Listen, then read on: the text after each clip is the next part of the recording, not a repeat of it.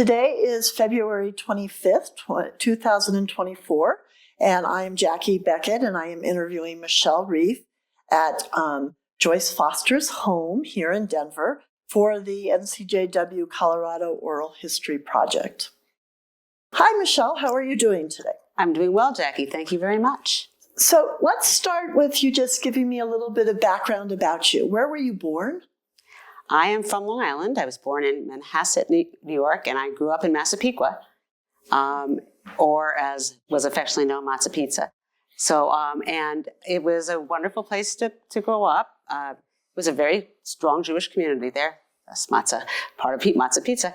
And it was just, your typical suburban house. I have two sisters and my parents. We had a dog.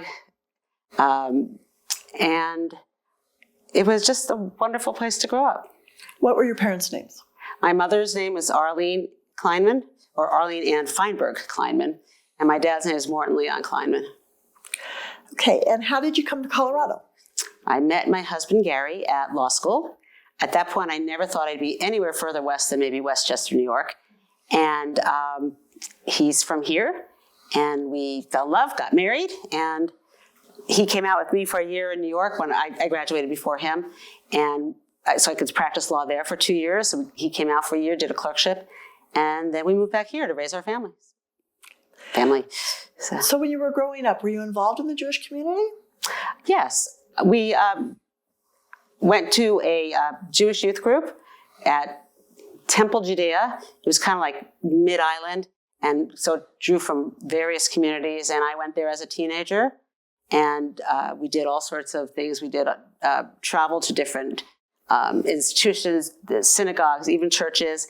We had a youth group drama society in there and all sorts of other things. And I always had a very strong affinity to being Jewish. So for me, it felt very natural to do. Did you have a bat mitzvah? No. Okay. The girls I knew back then really didn't have very many bat mitzvahs. Were you confirmed? No, we really didn't even belong to a synagogue back then. But I had a strong identity, and we did all the holidays, and spent a lot of time with my grandparents, and there was a lot of Jewish activity going on in their homes. So you mentioned law school. Where did you go to college? I went to college at State University of New York in Binghamton, New York, and then went to law school at Harvard.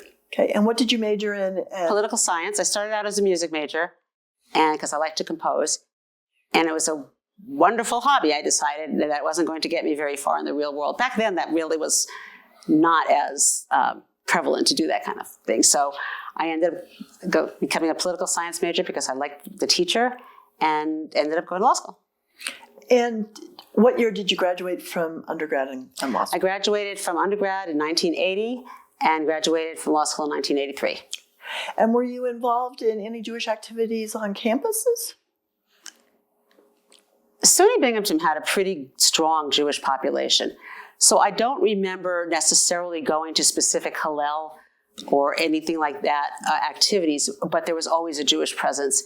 And always, I remember having both law school and college, like seders or something, other kind of dinner. My roommate went to the kosher kitchen a lot, so she took me with her and she taught me some Hebrew. And it was just part of who I was there. Have you had a career? I am an attorney by education, and I did practice for 5 years as an attorney, 2 in New York and 2 here. And then I wanted to be a mom, and that took priority. And in between, I did some teaching at Temple Manual Preschool, drama classes, and some other things like that. And then I was blessed with my first daughter, and then my 2 sons. And then after they grew, you started your own business, yes? Well, actually, I would say it started more when they were growing, because they were involved in theater classes. And I always wrote when I was a kid, and if I was true to myself, I wanted to be probably a Broadway lyricist. And so I always wrote. And when they were taking these theater classes, I started writing some songs while they were in the car. And they all came together with the story of Little Red Riding Hood, which I brought to their theater teacher, and they said, write the show. And I did, and they helped me, and we got it produced through the Academy of Theater Arts, which woefully is no longer here. But and then one led to the next. And then I was able to produce them in some schools. And I thought I'd try my hand at getting them out in the country. And then COVID hit. So I put that on the back burner. But it was a perfect time because as my kids graduated and left the nest, I was looking for something really to do. And back into my life came National Council of Jewish Women. I was a life member already, but the timing was uncanny.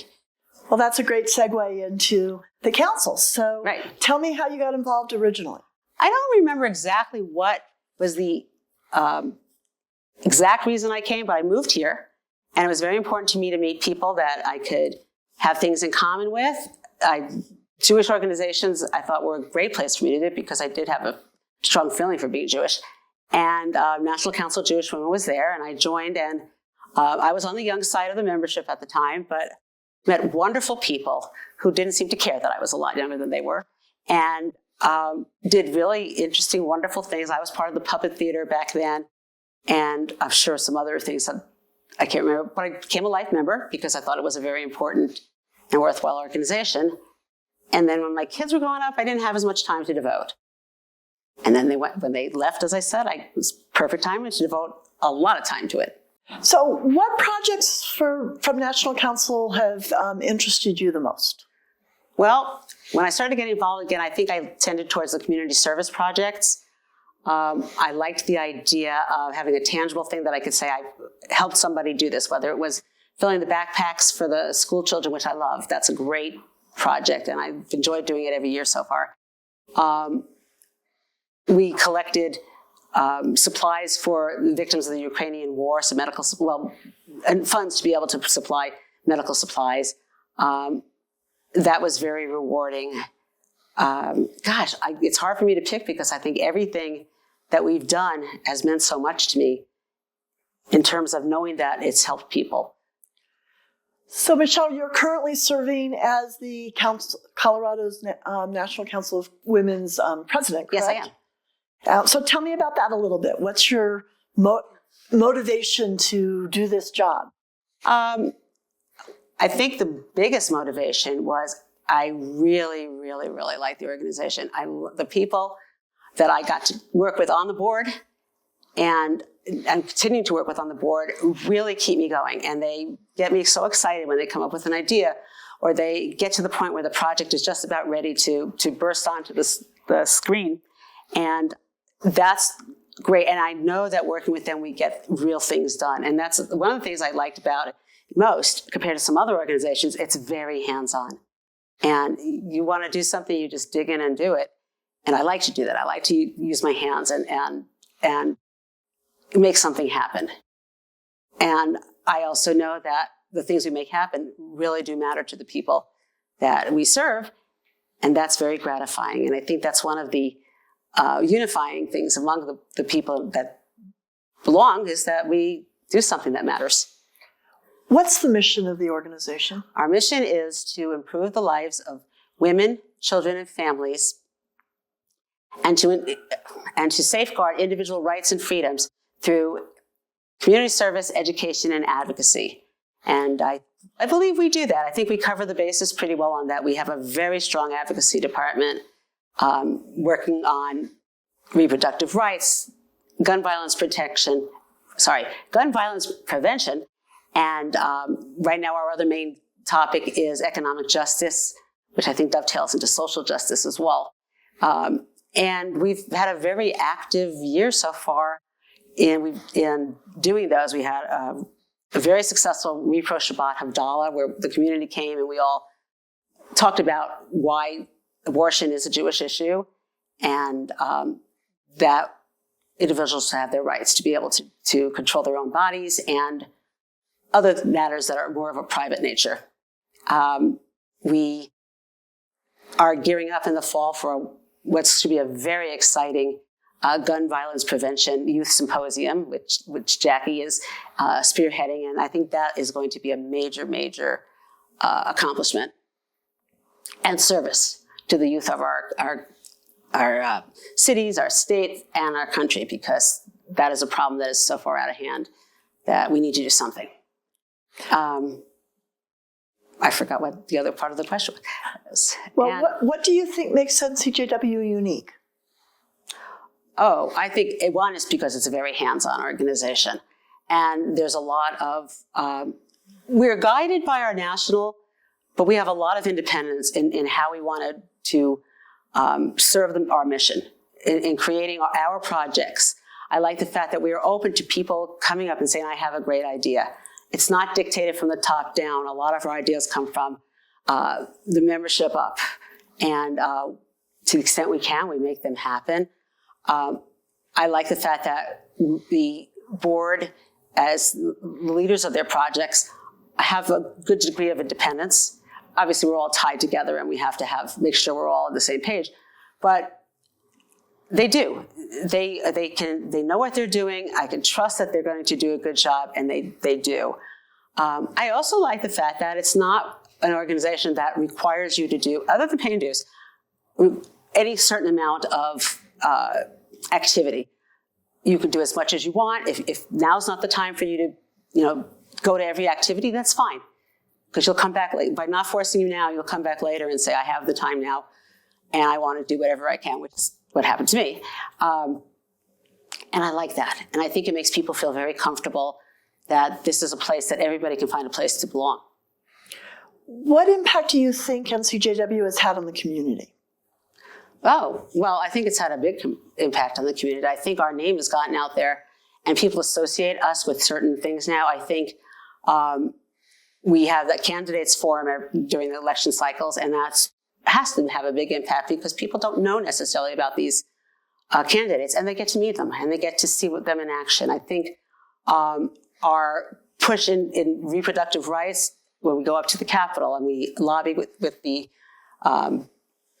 or advocate with the legislators and talk to them and let them get to know what we're about and we get to know what they're about, helps us get laws onto the books with them.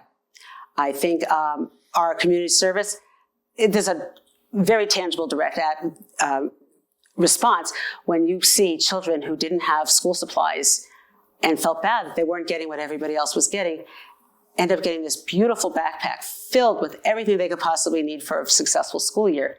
That's a very gratifying sensation to do that. And same thing, we supply bags for the homeless community. And when they've been brought there, the smiles on those people's faces just told it all. Or, dinner at the Denver Children's Home, we know that those kids feel very thankful and grateful that we're there serving dinner and visiting with them.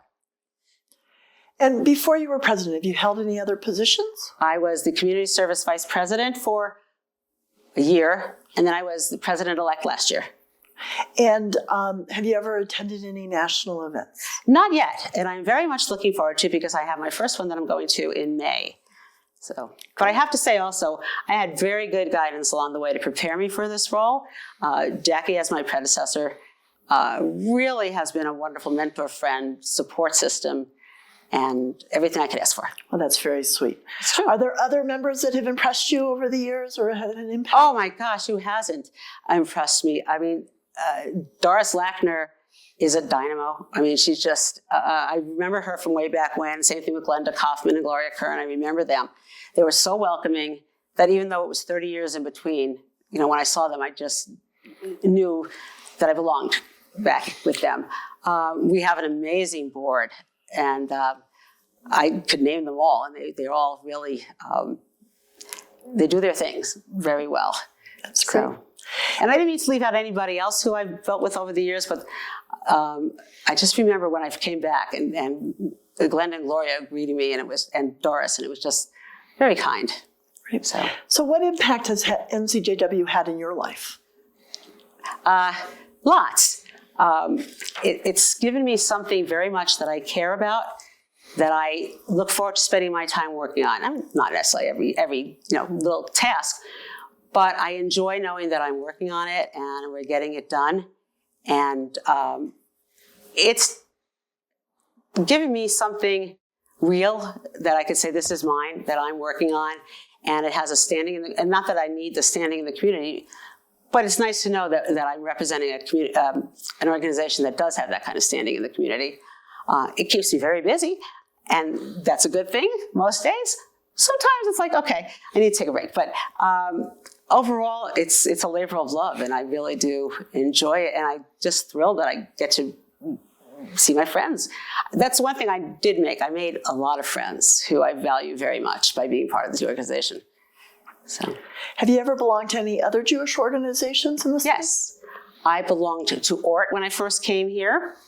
I was an ORT, I guess we were chapters, chapter president for a couple of years. And then I don't remember exactly whether, maybe it was the same thing. I wanted to have my family and didn't have time for volunteer work. And I was on the board of ADL for a number of years. And I was on the Temple Emmanuel Sisterhood when my kids were younger. So yeah, I think I've been fairly involved in a lot of Jewish organizations here. So your family belongs to Temple Emmanuel today? Yes, we do. Okay. And the home that you've raised your children in, you raised your children in because they're gone. They're not in the home any longer. Or at least they aren't there all the time. Yes. Was it as more observant than the family you grew up with? The home you grew up in? Yes, to some extent, because we were able to join the Temple Emmanuel and send our kids to both preschool and religious school, which, for whatever reason, my family growing up, we didn't have necessarily the same opportunity. So there was a little bit more connection. I got to sit through my son, not my daughter's, but my son's bar mitzvah lessons with Artie Wandel, and I got to learn a little Hebrew myself just by doing that, and put things in place that I knew about but didn't ever had exactly the right order. And that's been good for me. Great. And over the years, have you experienced any anti-Semitism? You know, I was trying to think about that. And personally, I can't say that I personally have. I grew up in a town where there were a lot of Jews, so it wasn't a thing. And there were towns on Long Island that there was a lot of different tensions between different groups, but Massapequa didn't really have any. Of course, we really didn't have very many minorities in Massapequa either. But, and then I went to Binghamton, and the whole thing was Jewish. I mean, I grew up thinking that everybody was Jewish unless they were proven not to be Jewish. Because, you know, New York City, and my father worked in the garment industry, so I grew up in a very Jewish, and worked in a very Jewish environment.